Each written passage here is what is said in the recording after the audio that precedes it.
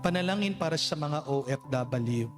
Ama, pinapanalangin namin sa iyo ang natatanging kahilingan ng lahat ng mga nagtatrabaho sa ibang bansa.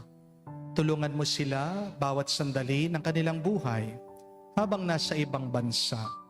Palakasin mo sila kapag pinanghihinaan sila ng kalooban. Pagalingin mo sila tuwing nagkakasakit.